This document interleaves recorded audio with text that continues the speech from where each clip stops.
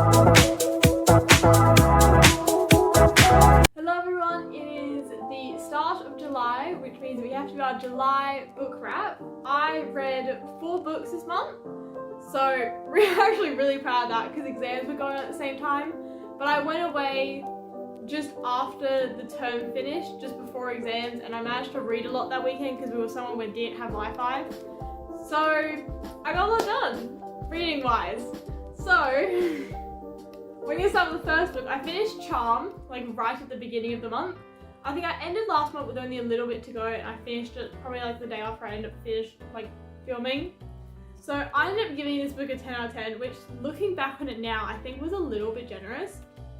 I really liked this book for the reason of it put a nice break between the series, because the series, after the second book, it got really intense. It was all about war and they were always fighting, and it put a nice break where it was a bit more actually about the characters. I think they eventually got lost, kind of like in the 4th book, they were getting a bit lost and it was more about the storyline and the characters.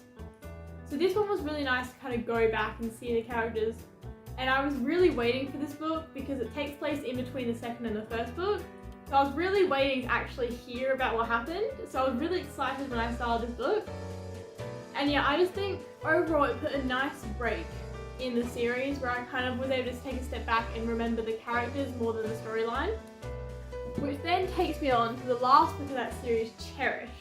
Cherish was my least favourite book of the series, just because I think it's one of those books where it was just at the end of the series and I was kind of over the series a little bit, and it kind of felt a little bit repetitive.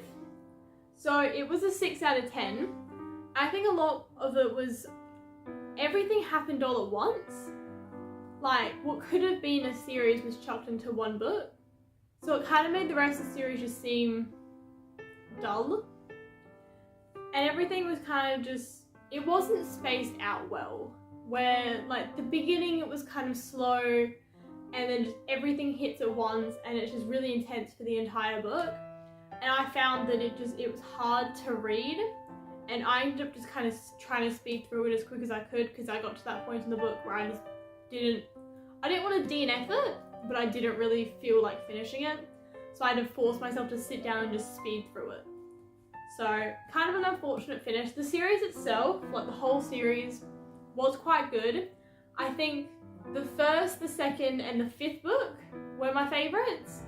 I think the other books were just a bit repetitive and a bit too quick. They just didn't get focused on the characters as much as I would have liked them to. They were focused very much on like, there's a problem, we need to fix it, and less on the friendships and the characters themselves. Like I'm a person that kind of go for the plot, stay for the characters, and I felt like this wasn't helping me.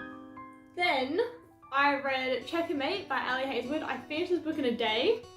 I gave it a 9 out of 10, which again I think was a little bit generous. Not because the book is bad, I think just now, thinking about it a few weeks later, I would have given this more an 8 out of 10. But I did absolutely love it. I think Mallory, she annoyed me a little bit at the beginning of the book, but eventually I ended up liking her. It's a slow burn, so you have to like slow burns if you want to like this book, which I think is why I now would put it back, because I'm not a huge fan of slow burns. I like to see how people interact in a relationship instead of just before the relationship.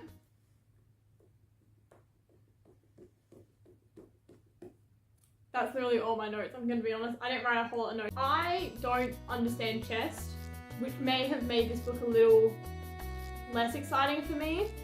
But I also, no offense to Ali Hazelwood, I just think that she also doesn't understand chess. It just seems like something that someone who doesn't play chess a lot would think about chess, of like an outsider's point of view, which makes it good for people who don't read chess to read it. But if you're interested in chess, I don't think you would appreciate the inconsistencies in the book and how inaccurate it may be. I just have a feeling like it would be quite inaccurate. I did like a lot of the characters, but I do think that there wasn't like much of a climax in the way of like, there was no problem, there wasn't anything they had to really solve. It was just they had to kind of keep their relationship, like their liking for each other, a bit of a secret, and they didn't want to admit, well, she didn't want to admit she liked him, which is kind of just what a slow burn is.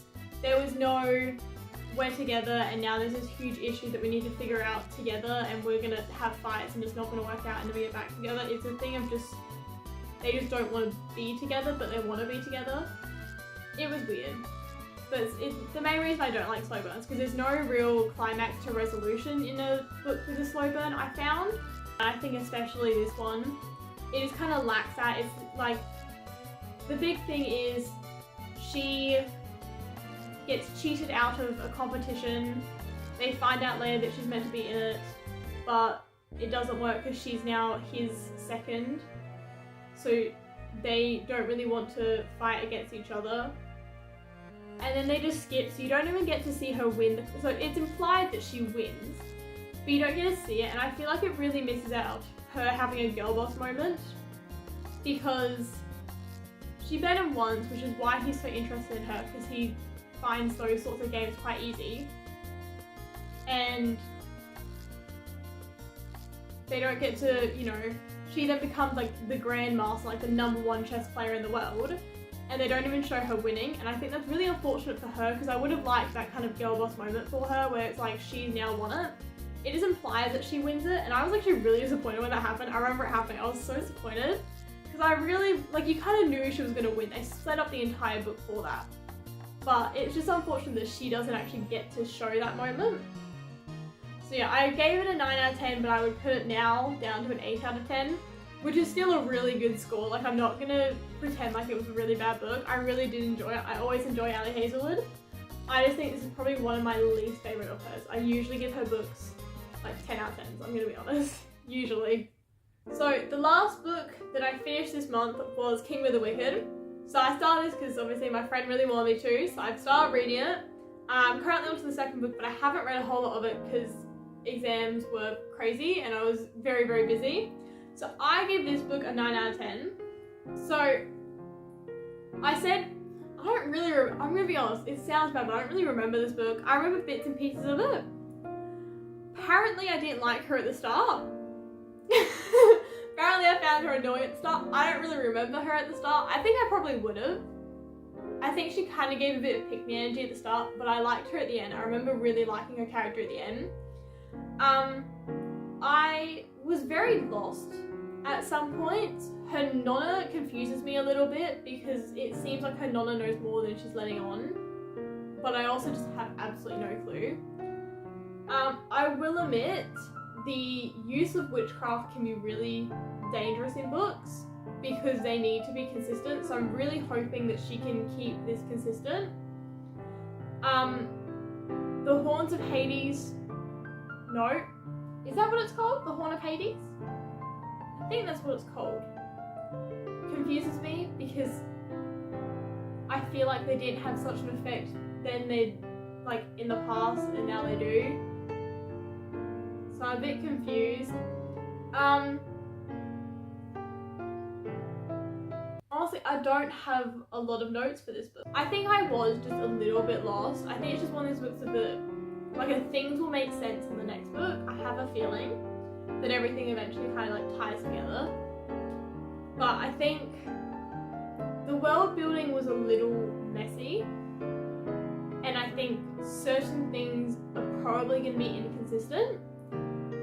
But I like how each character is being introduced, and I like the fact that it's not just like one of the Wickeds is getting involved. It's like she's meeting all of them, so it is really like combining these things of the 7 deadly sins. I was quite excited for this book. I still really like it. I do just think that I'm going to struggle because I will be lost because there's probably going to be inconsistencies.